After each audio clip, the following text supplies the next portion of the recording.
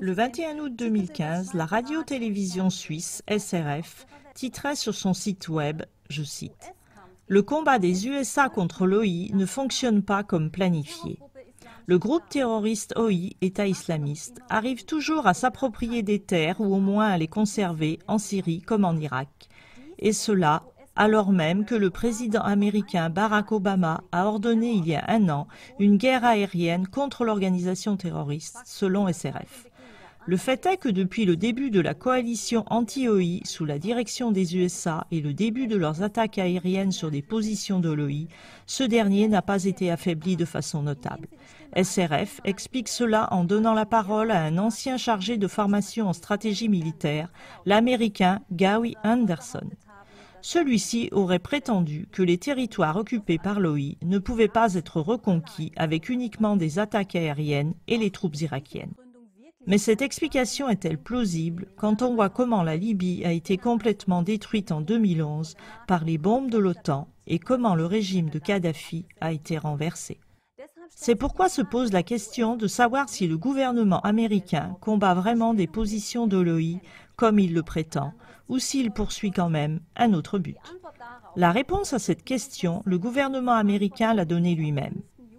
Ainsi, le 5 juillet dernier, le ministre de l'Extérieur américain a répondu à la question d'un journaliste, je cite, « Nous ne savons pas sur quelle base juridique ont lieu les attaques aériennes contre la Syrie. » Oui, vous avez bien entendu.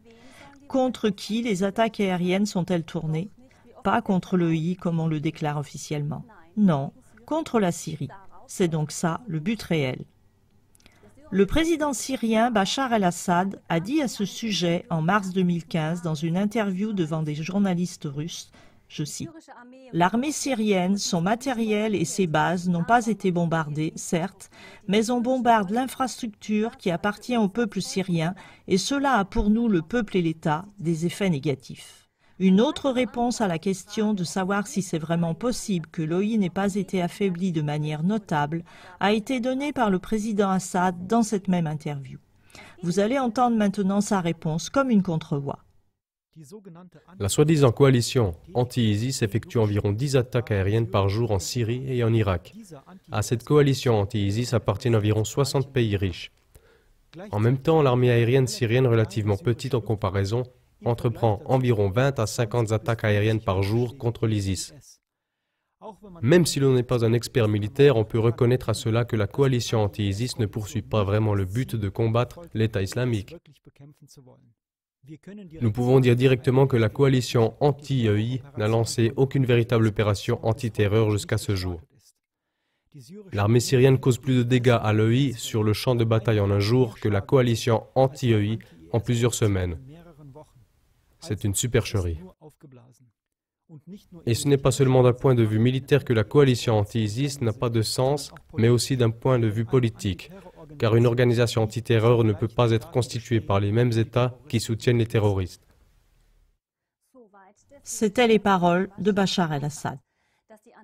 Barack Obama a admis lui-même le 6 juillet dans une conférence de presse au Pentagone que la coalition antiterreur sous la direction des Américains soutenait l'OI. Je cite Obama. « Nous accélérons la formation des forces OI en Irak. » Voici ce qu'a déclaré Barack Obama, à moins que ce soit un lapsus.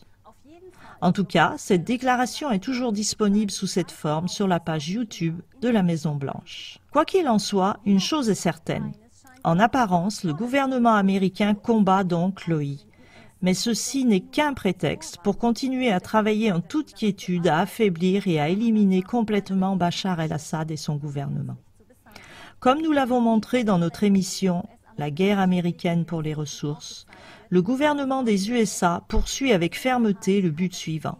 Chaque État du monde qui ne veut pas céder devant son pouvoir devra malgré tout s'y plier. Et il est indéniable que la Syrie est de cela.